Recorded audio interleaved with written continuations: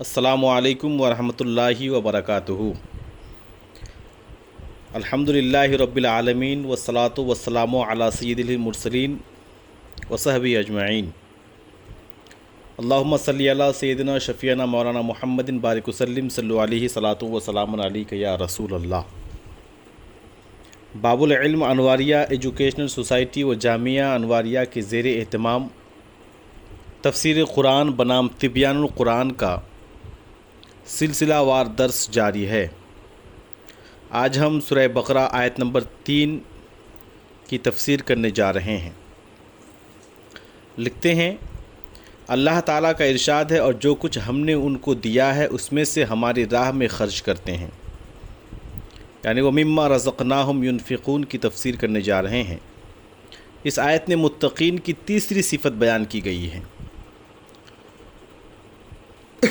رزق کا لغوی معنی، یعنی لغت میں ڈکشنری میں رزق جو لفظ آیا ہے اس میں اس کا کیا معنی ہے بیان کرتے ہیں۔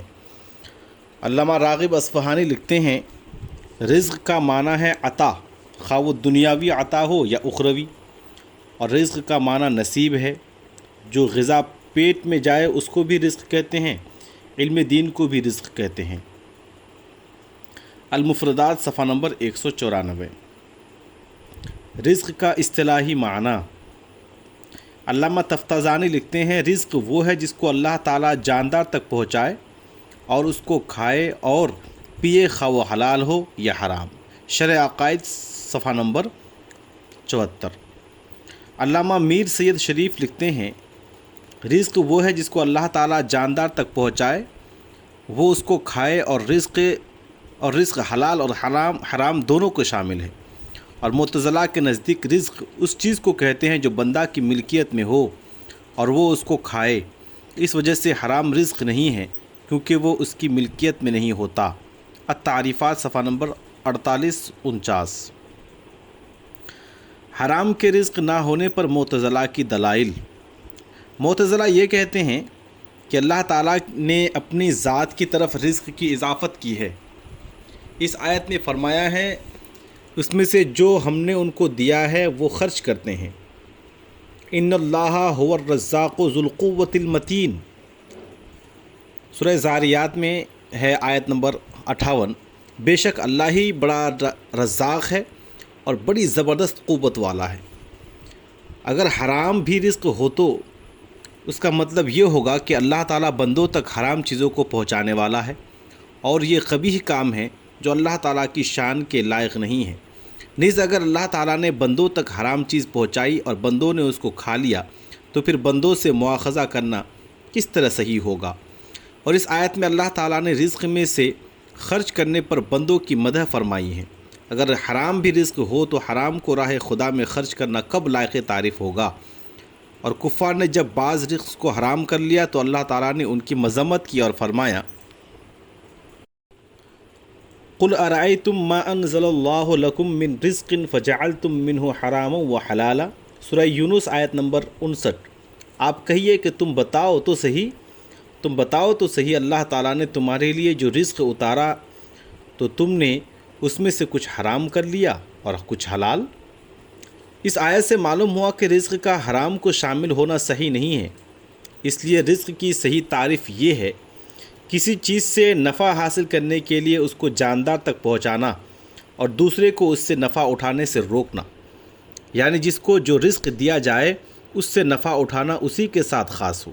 خلاصہ یہ ہے کہ وہ اس چیز کا مالک ہو، اور اب حرام چیز رزق نہیں ہوگی کیونکہ حرام چیز کا انسان مالک نہیں ہوتا۔ معتزلہ کے دلائل کے جوابات کچھ اس طرح دے رہے ہیں۔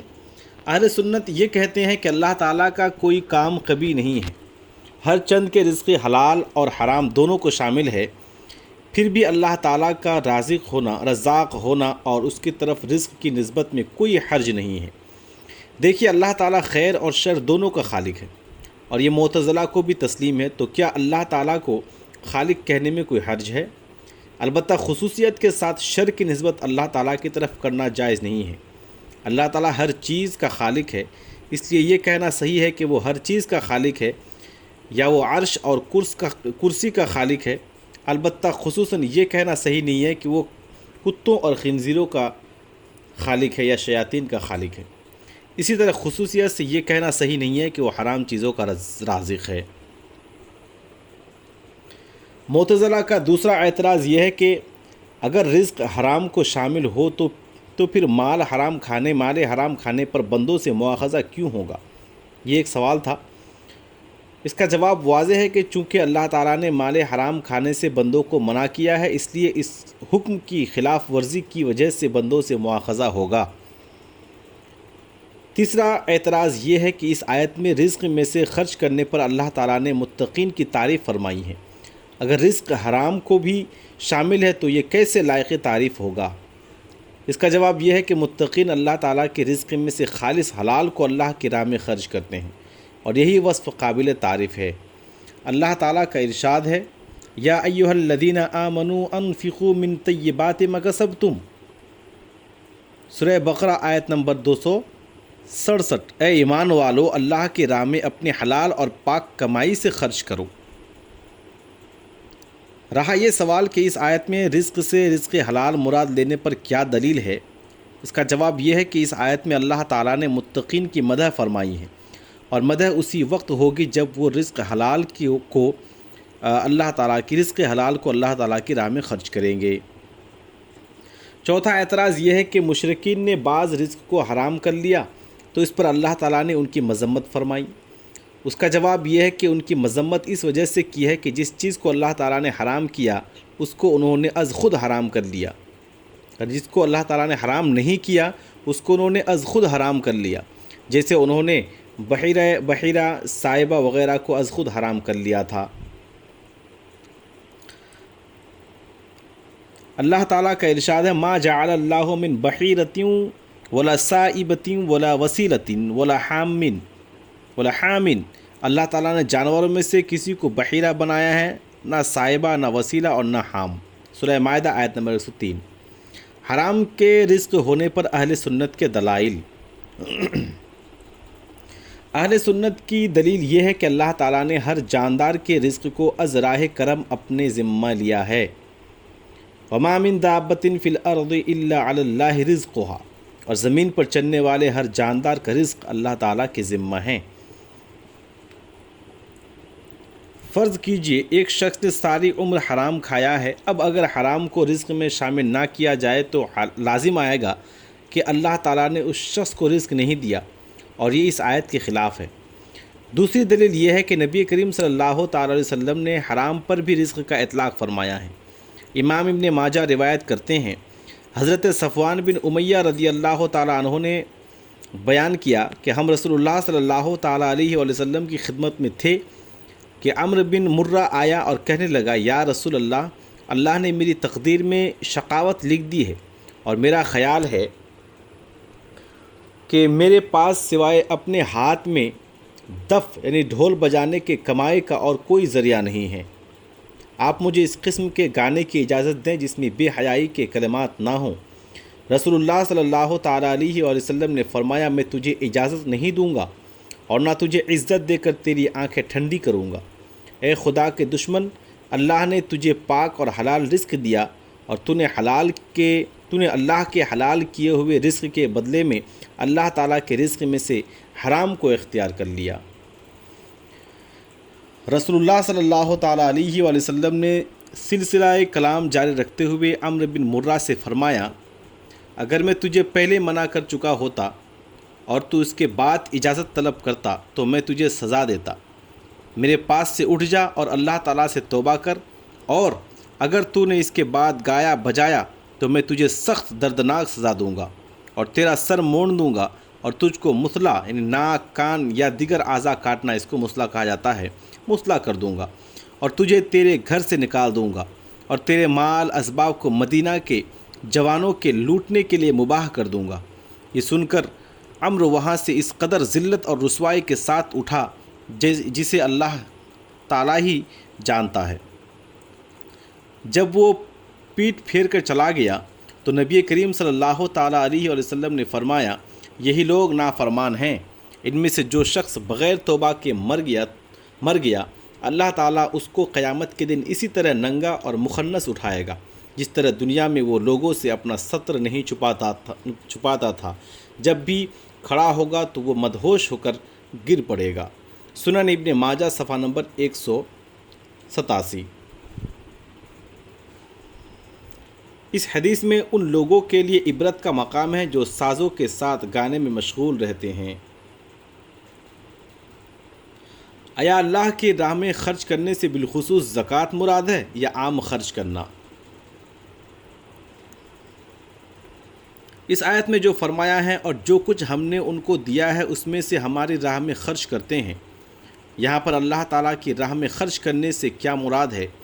امام ابن جریر روایت کرتے ہیں، حضرت ابن عباس رضی اللہ تعالیٰ عنہما نے فرمایا اس سے مراد یہ ہے کہ وہ اپنے اموال کی زکوٰۃ ادا کرتے ہیں۔ حضرت ابن مسعود رضی اللہ تعالیٰ عنہ نے فرمایا اس سے اپنے اہل و عیال پر خرچ کرنا مراد ہے۔ جامع البیان جلد نمبر 1 صفحہ نمبر 81۔ اولا یہ ہے کہ اللہ تعالیٰ نے انسان کو جس قدر ظاہری اور باطنی نعمتیں دی ہیں ان سب کو اللہ کے راہ میں خرچ کرنا مراد لیا جائے۔ متقین وہ ہیں جو ضرورت مندوں پر مال خرچ کرتے ہیں، اہل و عیال، قرابت داروں اور عام لوگوں کی مدد کرتے ہیں، زبان کو خدا کے راہ میں امر بالمعروف اور نہی عن المنکر کے ذریعہ خرچ کرتے ہیں، ہاتھ پیروں کی طاقت سے کمزوروں کے کام آتے ہیں، خدا کی دی ہوئی عقل سے کم عقلوں کو مشورہ دیتے ہیں، تقوی اور پرہیزگاری کے اثر سے ان کو جو روحانیت حاصل ہے اس سے لوگوں کا تزکیہ کرتے ہیں، اور ان کو اللہ تعالیٰ نے جو علم دیا ہے اسے دوسروں تک پہنچاتے ہیں۔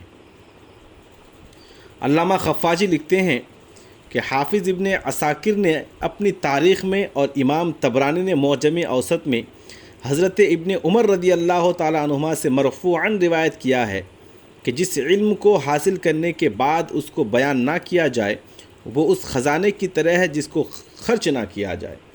عنایت القاضی جلد نمبر 1 صفحہ نمبر 231۔ راہ خدا میں کل مال خرچ کرنے کی شرعی حیثیت اس آیت میں من تبعیضیہ ہے، یعنی کل مال سے اللہ کے راہ میں بعض مال کو خرچ کرنا مراد ہے، کیونکہ جو شخص تنگی اور فقر پر صبر نہ کر سکے اس کے لیے کل مال کو صدقہ کرنا جائز نہیں ہے، اور جو شخص مال نہ ہونے پر صبر کر سکتا ہو اس کے لیے کل مال کا صدقہ کرنا جائز ہے۔ جیسے حضرت ابو بکر صدیق رضی اللہ تعالیٰ عنہ نے اپنا کل اثاثہ لا کر رسول اللہ صلی اللہ تعالیٰ علیہ وآلہ وسلم کو پیش کر دیا، اور رسول اللہ صلی اللہ تعالیٰ علیہ وسلم نے اس پر انکار نہیں فرمایا، کیونکہ آپ کو ان کے صبر کا علم تھا اور ان کے دل میں جو ایمان اور توکل علی اللہ کی قوت تھی آپ اس پر مطلع تھے۔ حسن ابن سہل سے کہا گیا اسراف میں کوئی خیر نہیں ہے، تو انہوں نے کہا خیر میں کوئی اسراف نہیں ہے، یعنی خدا کی راہ میں اگر سب کچھ دے دیا جائے تو اسراف نہیں ہے، لیکن یہ مرتبہ اور مقام کے اعتبار سے ہے۔ امام رازی لکھتے ہیں شقیق ابن ابراہیم بلخی بھیس بدل کر عبداللہ ابن مبارک کے پاس گئے، پوچھا کہاں سے آئے ہو؟ انہوں نے کہا بلخ سے۔ پوچھا کیا تم شقیق کو جانتے ہو؟ کہا ہاں۔ پوچھا ان کے اصحاب کا کیا طریقہ ہے؟ کہا جب انہیں کچھ نہیں ملتا تو صبر کرتے ہیں اور مل جاتا ہے تو شکر کرتے ہیں۔ عبداللہ ابن مبارک نے کہا یہ تو ہمارے ہاں کتوں کا طریقہ ہے۔ شقیق نے پوچھا پھر کاملین کا کیا طریقہ ہونا چاہیے؟ عبداللہ ابن مبارک نے کہا کاملین وہ ہیں جنہیں کچھ نہ ملے تو شکر ادا کرے اور مل جائے تو دوسروں کو دے دیتے ہیں۔ تفسیر ابن کبیر، تفسیر کبیر جلد نمبر 5 صفحہ نمبر 199۔ اللہ تعالیٰ کا ارشاد ہے اور یہ لوگ اس کلام پر ایمان لاتے ہیں جو آپ کی طرف نازل کیا گیا اور جو آپ سے پہلے نازل کیا گیا، اور یہی لوگ آخرت پر یقین رکھتے ہیں۔ سورہ بقرہ آیت نمبر 4۔ یہ بھی ہو سکتا ہے کہ اس آیت میں متقین کی چوتھی صفت کا بیان ہو، اور یہ بھی ہو سکتا ہے کہ اس کا عطف متقین پر ہو، یعنی کتاب ان کے لیے ہدایت ہے جنہوں نے اپنے آپ کو شرک سے بچایا، اور ان کے لیے بھی ہدایت ہے جو اہل کتاب سے ایمان لائے۔ انزال کا معنی اور اس کی کیفیت۔ انزال کے معنی ہیں کسی چیز کو اوپر کی طرف سے نیچے کی طرف منتقل کرنا۔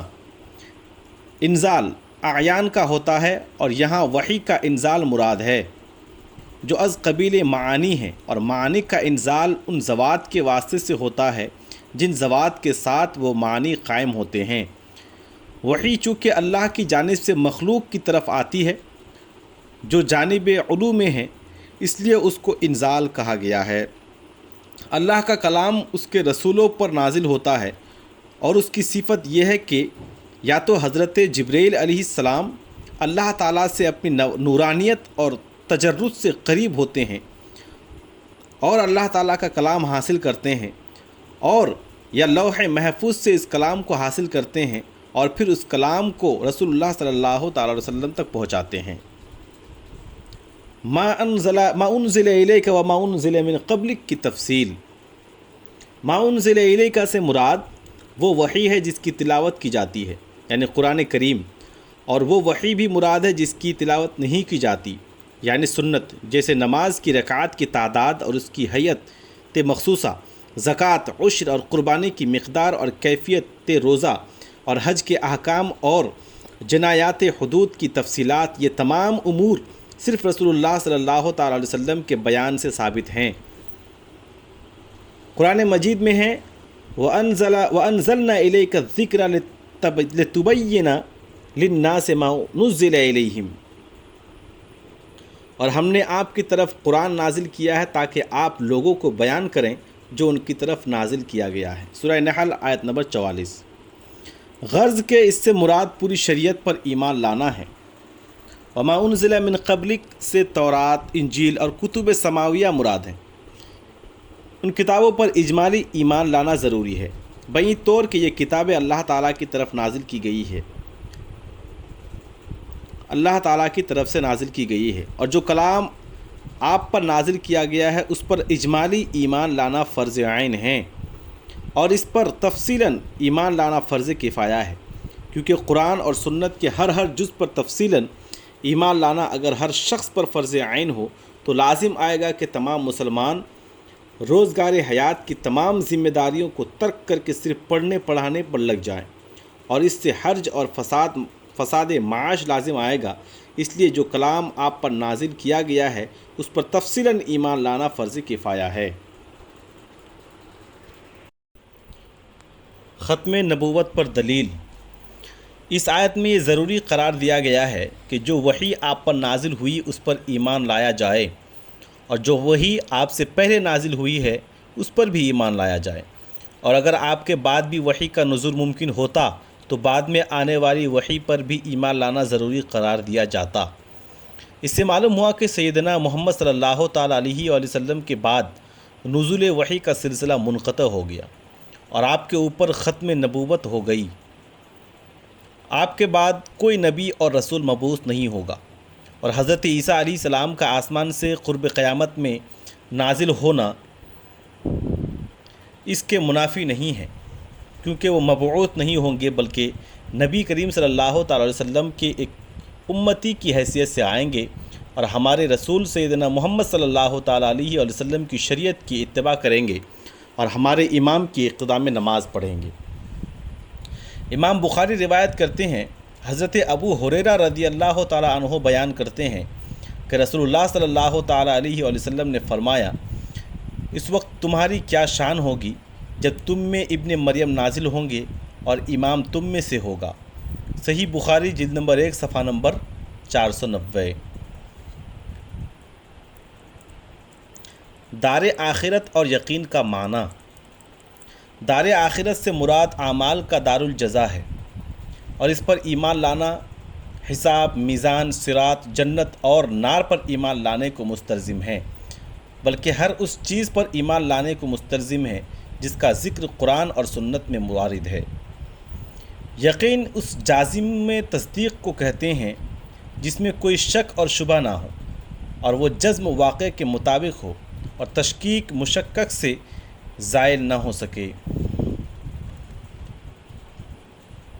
اس کی 3 قسمیں ہیں: علم الیقین، عین الیقین اور حق الیقین۔ ہمیں جو اللہ، رسول اور آخرت پر یقین ہے وہ علم الیقین ہے، علم الیقین نظر اور استدلال سے حاصل ہوتا ہے، عین الیقین مشاہدہ سے اور حق الیقین تجربہ سے حاصل ہوتا ہے۔ اللہ تعالیٰ کا علم یقین کے ساتھ متصف نہیں ہوتا، اللہ تعالیٰ کا علم یقین کے ساتھ متصف نہیں ہوتا کیونکہ اس کا علم استدلالی نہیں ہے۔ آخرت پر یقین کا اظہار اعمال کے آثار سے ہوتا ہے۔